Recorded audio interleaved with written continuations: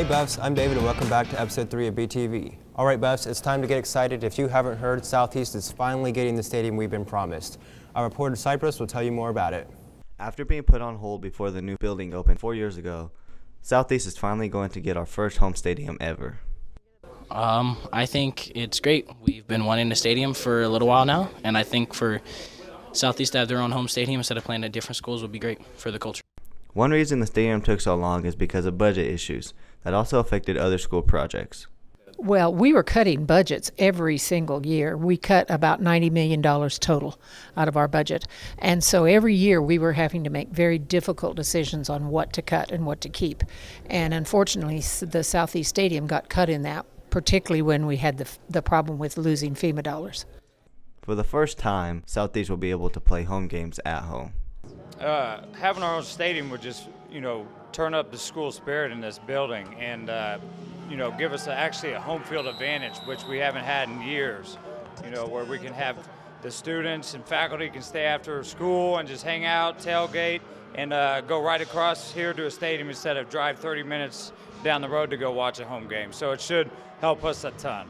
It'll help grow the program for sure, because kids will want to come out and play in the nice new stadium. We can have way more fans. We can make money off of it, so it'll benefit everybody. It's just a big morale booster to have a home turf field where students can have their band on their turf field. They can have their football team on their turf field. They can have the soccer team on their home field. So this is, I think, number one, it's just a big morale booster, and secondly, it's very convenient not having to travel to other schools and use their stadium. The stadium will obviously benefit football as well as other outdoor sports. It will also benefit classes like band.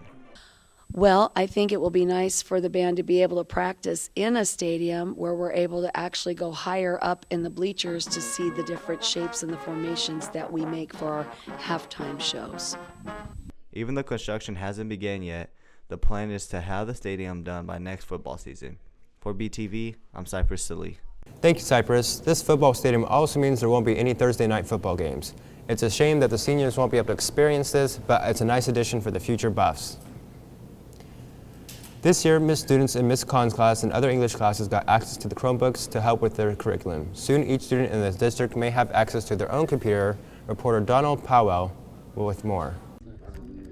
The district has a plan that should eventually provide all students with computers according to their curriculum. I would really put the term as digital equity and access. And so when you look at the district as a whole, we're going to develop a planned obsolescence of device strategy, and that involves both staff and students. So some buildings will go one-to-one, absolutely, but we're looking at a different way of purchasing those devices. The plan involves buying new devices and replacing old devices gradually, which is better than the current system in place. Today, some of our buildings have 10-year-old devices, and some buildings have 2 or 3-year-old devices, and so there's some inequities across that. Many classes are beginning to move their content online, so students need computers to complete their assignments. The big challenge was this year, in English especially, we changed our textbook, and a lot of it is now online, so we had to have the Chromebooks in order to do that. Mrs. Khan's students have already felt the positive effects of one-to-one technology.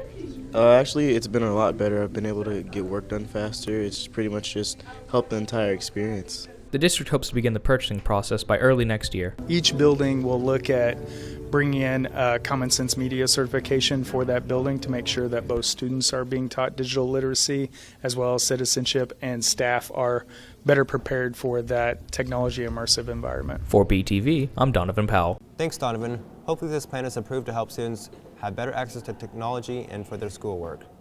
Speaking of new things at school, our reporter David Lowndes spoke with Mr. Manley about the new African American history class. When you say college, I know for a fact that there are how many at least in the United States of America? This is the second year I've done the class. It is a semester course, so essentially every semester is a new opportunity to revamp it to some degree. So this will be the third semester I've done the class. This class is primarily about African American history and culture. The history of individuals considered to be black in America, which categorizes a lot of different people groups at different times. class encourages all students to take the course regardless of their race. I try not to make it all about what can black people here So have surely benefit somebody's from, saying that at the next but level, what I'm can going young people looking to be educated benefit from in the context of American history, what the specific vantage point of the African American. Thank you. Although the main focus is on black culture, they also discuss about other races and heritage. Don't just talk about black, African American. It's more of a interaction of different cultures and different social positions.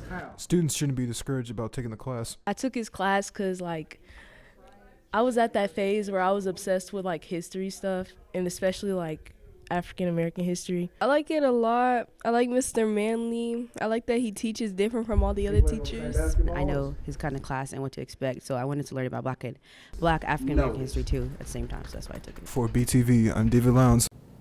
Thanks, David. It's great the school is incorporating new classes that cover different culture and history. Not only are there new classes, but new hands-on learning is launching. Mr. Johnson teaches physical science and wanted the students to experience hands-on on how gravity, speed, and Newton's third law works, and how to apply it to real-life situations, using rocket launches as their learning platform. The gaming club here at Southeast had a bake sale on Friday the 6th. They sold delicious cookies, cupcakes, and other sweet treats. The money raised will be used for future equipment that will be needed, like gaming controllers and maybe even systems. Speaking of fundraising, the student government hosted the Red Cross biannual blood drive. Donating blood doesn't just benefit people in need, it also benefits their emotional and physical health. If you plan on donating in the next blood drive, the Red Cross suggests to drink an extra 16 ounces of water and to eat a healthy meal before your appointment. Go, go, go! Go, go, block! This year's Powder Puff game was a big win for the junior class, who won by a score of 32-18, continuing their win streak. This year the juniors were coached by Mr. Nobles and the senior girls were coached by Mrs. Flickinger. For all the sophomore girls wanting to help keep the streak going, be sure to talk to Mr. OJ your junior year. In addition to Southeast's annual Powder Puff game, Southeast also kicked off their winter sports season with the new and old athletes returning and with more student morale.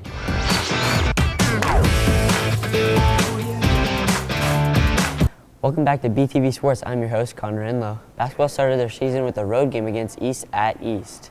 The boys came out and tried their best, but couldn't come out on top with a score of 76-44. The girls team starting off their season good with their first win with a score of 38-36. Plenty of more games this season, so come out and support your Buff boys and girls basketball team. Wrestling had their first tournament at East and followed up with a home tournament that went well with 9 people placing. Coach Johnson is hoping for some state qualifiers for both boys and girls wrestling. Girls wrestling has been a thing for a while now, but now they have their very own championship, and here's Donald Grieshaber with more. For several years now, girls have been able to wrestle, but in this season, for the very first time, girls will be able to wrestle other girls in their own championship.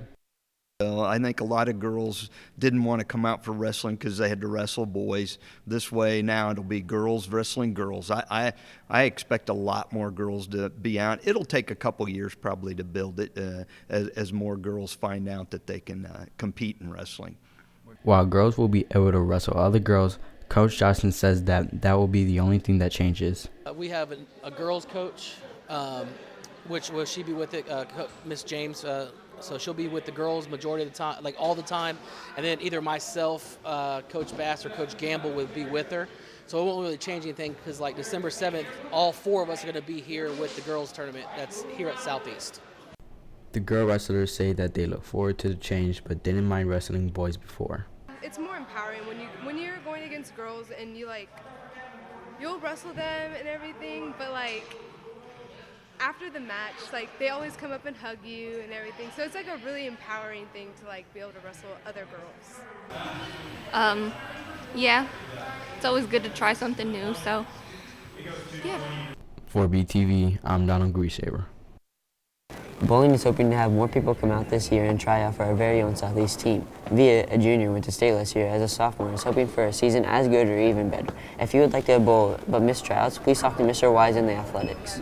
Swimming is just getting started and we will have videos soon. We would like to give a shout out to AJ King for honorable mention for our very own football team. Thank you for watching BTV Sports. I'm your host, Connor Enlow. See you next time. Thanks, Connor. That does it for this episode of BTV.